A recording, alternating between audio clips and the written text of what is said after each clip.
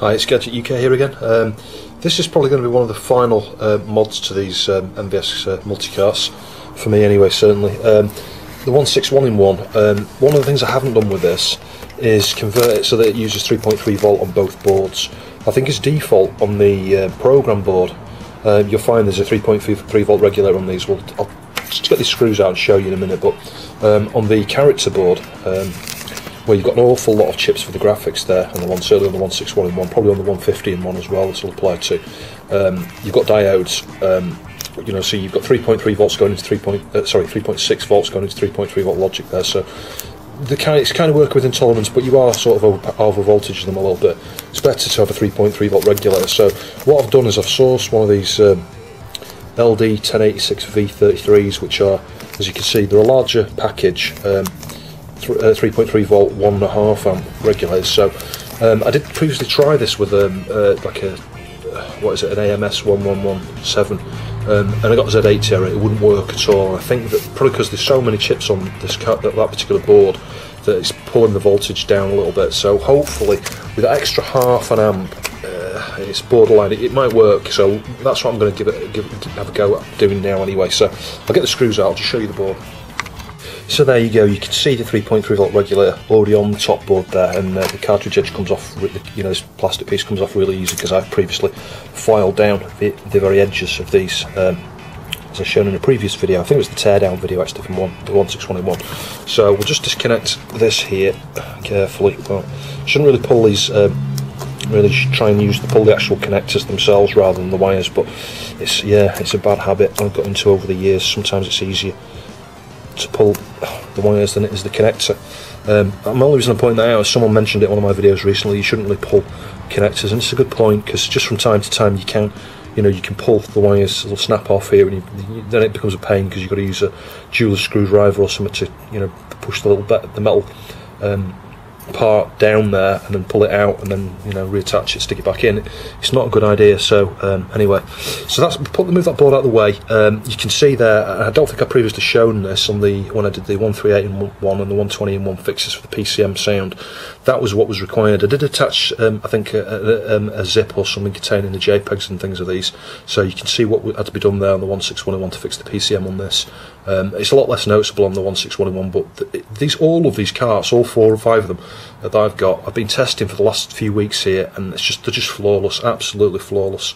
The only sound issues I think I've got is like there's a sample missing on League Bowling, and that's standard on all of them. It's the same on the 16-1. There's a couple of samples I think missing from that game, from the VROM dumps, but all of the games just sound perfect, absolutely perfect. No glitches, no nothing at all. They're just flawless. So that's that. You can see there is a space here for a voltage regulator. As I say, I previously tried it on here and had a Z80 error. So I'll remove the 2 diodes. You've got one thing to know actually. When you remove the diodes, you'll see, you can see if you look where they are here, where the 2 join in the middle. If you just flip the board over on the opposite side, something there's soldered together. I forget what it is. I think it's here. I think if that's not bridged, it won't work at all. So just bear that in mind if you have to revert it or whatever. I'm not even sure if this is something's tapped off somewhere. Maybe after they've used one diode, then the voltage has been derived from that and fed off somewhere else. Possibly. I could be wrong, but I don't know. I'm just going off the experience I had here when I did this last time and it didn't work, and I had a Z80 error, and then afterwards I put the diodes back on and still had a Z80 error. I was like, oh my god, what's going on here? And then I realised that those become unsoldered, so I soldered them back up. I forget which ones it is. Yeah, I think it's those ones with my nailers. It then started working again, so I was like, well, okay, thank God it's still working. But yeah, so I'm a bit apprehensive before I do this. I'm not sure how this is going to go, but yeah, I'll have a crack at it anyway. I'm not sure where I'm going to mount the regulator because it's bigger. It's too big to mount there. I'm thinking on the underside here somewhere. I might sort of, if I just get one of the regulators out, I might scratch away some of the solder mask here and solder the tab like that to get a better connection, and then just join up with a few wires or something. That's what I'll probably do, I think. in the first instance, I'll just mount it on with the wires and just have it floating off, just until I've proved it actually works. One thing I've noticed is, if I come back to that jumper underneath, well, it's not really a jumper, it's just two points that soldered together. Now, I'll see if I can point with the screwdriver. These two pins here are you've got the anode of one diode, the cathode, anode, cathode, I think. So these are where the two diodes are joined up.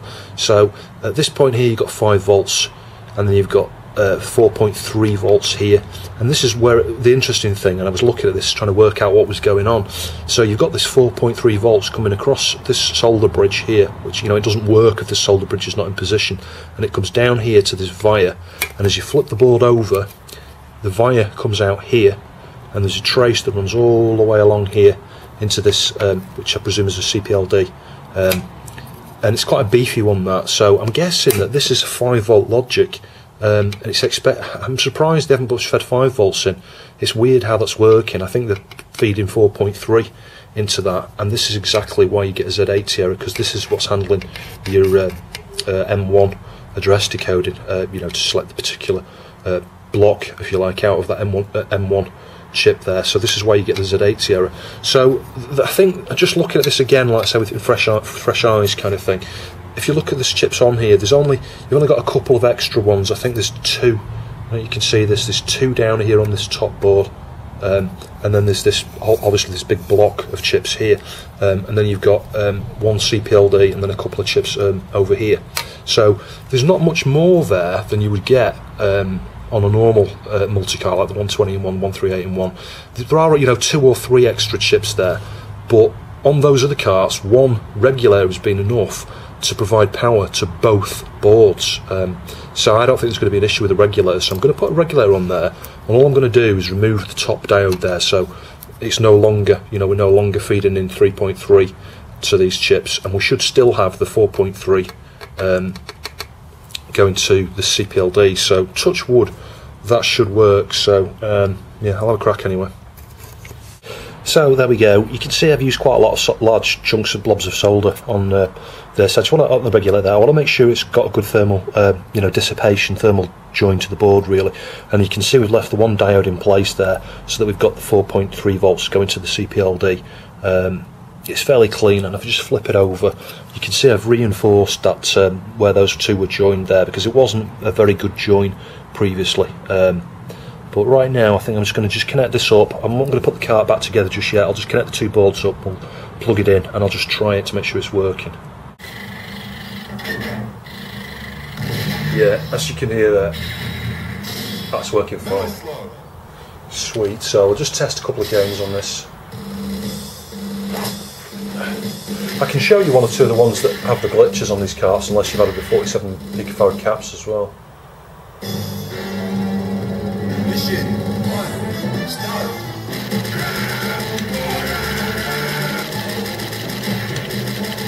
Yeah, I feel a bit happier now knowing that those NVPROM chips are being powered at 3.3 volts instead of 3.6. It'll just last longer probably.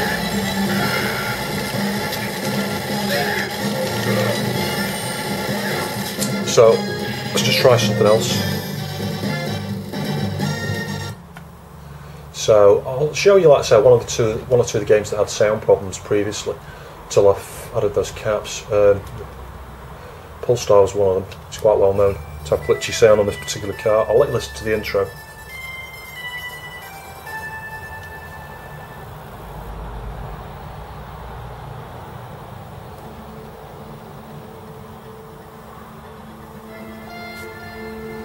Turn it up a touch.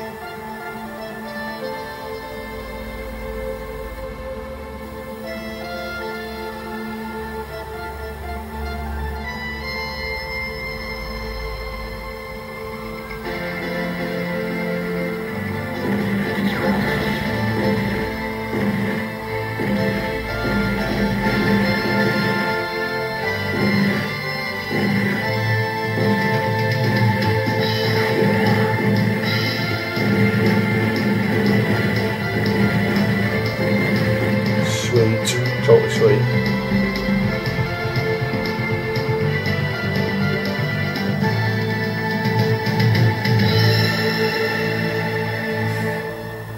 Now for me the other thing is you could easily replicate the sound issues in here as well. I think it's a round end music.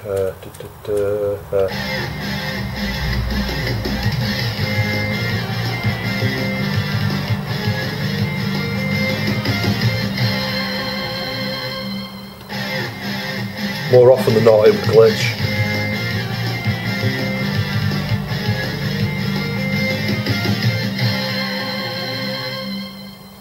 Yeah, that's fine.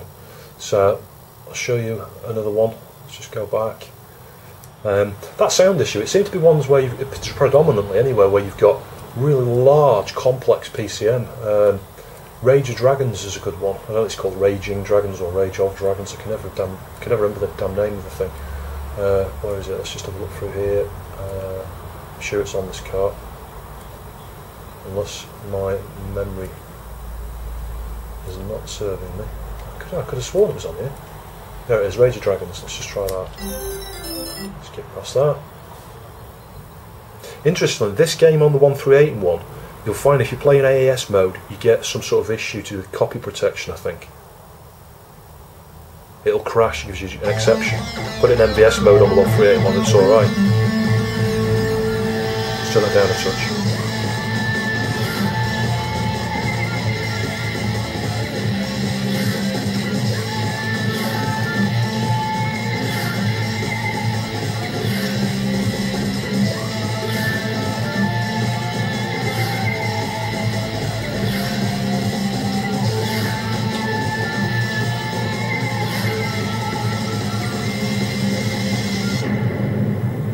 Awesome. Another one as well was Matron Rally, because you've got some kick-ass music on that game. Seriously, I don't know if you've played the Matron Rally game. It's the music on it is superb. It really is, and there's a lot of high-quality PCM stuff on that game. But the game itself is absolutely noodle-doodle. I'm telling you, it's absolutely bonkers. The story is just insane. You've got to play through that game to know what I'm on about. But if you've never checked it out, it's certainly worth checking out. Can't find the damn thing now. I'm sure that's on here as well. Let's just scroll back up. Matron Rally, where are you? There it is. Again, it's got some complex, PCM stuff going on here.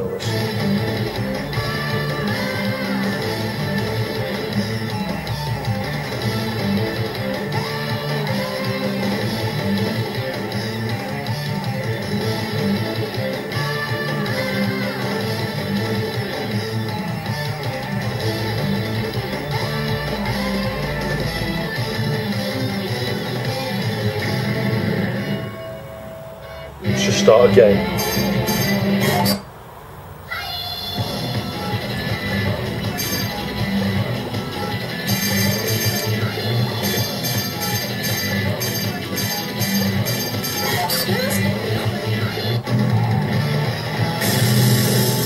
Got that quite loud actually.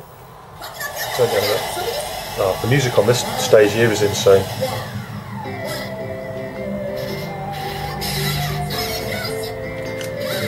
I don't know what they remind me of, like Moomins or something. You probably don't know what a Moomin is unless you've watched TV here in the UK.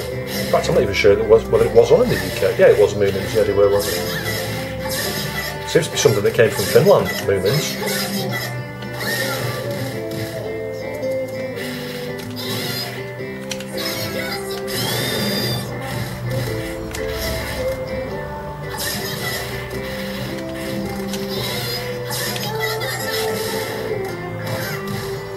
Quite hard on the default difficulty, it really is.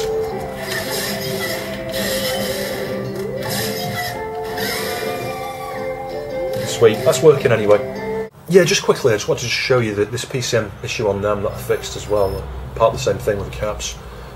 This was where it all kicked off for me. I first played this game on the 120-in-1. On the intro here, you get the guy who comes on with a machine gun at the end, and when he was shouting, there was some major breakup and distortion in that, so just listen to this now.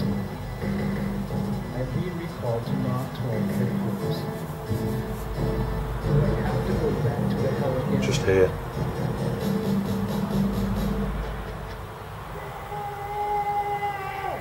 Perfect. And it's perfect every time. So there we go. It's funny, it took me all that time to work it out.